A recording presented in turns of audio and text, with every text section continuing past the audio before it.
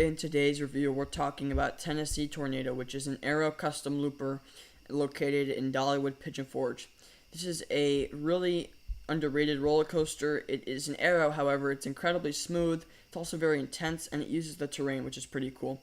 Looking at our actual stats, we have a length of 2,682 feet, so it is a rather short ride.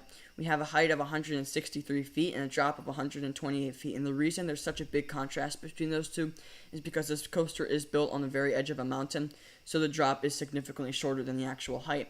At the bottom of that drop, you'll max out at 63 miles per hour, go through 3 inversions, reaching a maximum G-force of 3.7 with a duration of around a minute and 48 seconds.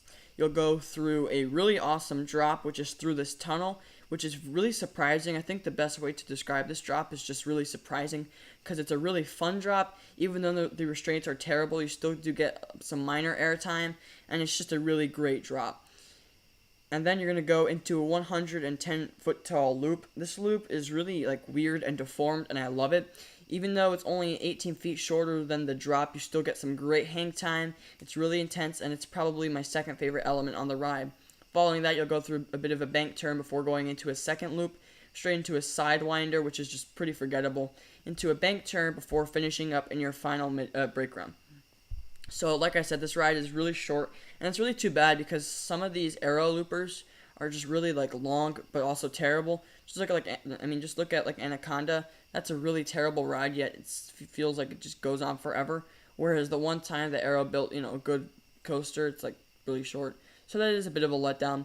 Now, this coaster isn't perfect, though. It's average because the layout isn't anything spectacular.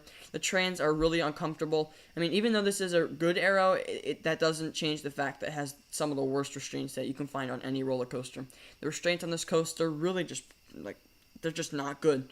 You have to see them to really understand, but it's not necessarily the bar that you pull down onto your, body. It's rather the cars. You don't have that much room, and you feel the same thing on the corkscrew clones and basically just any aero coaster. You literally have no room.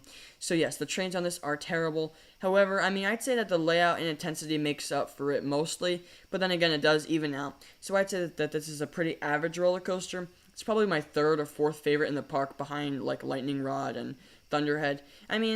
It's a good ride, but it's nothing, to rave about. For a final grade, I'll be giving it a B, just because, a B is the epitome of an average roller coaster, and that's honestly what this is. There's nothing, super standoutish about this ride. It's just good. Thanks for watching, everyone. Be sure to leave your thoughts down in the comment section below about Tennessee Tornado. Be sure to like if you enjoyed and subscribe if you're new. My name is Coaster Cupcake, and I'll catch you all next time.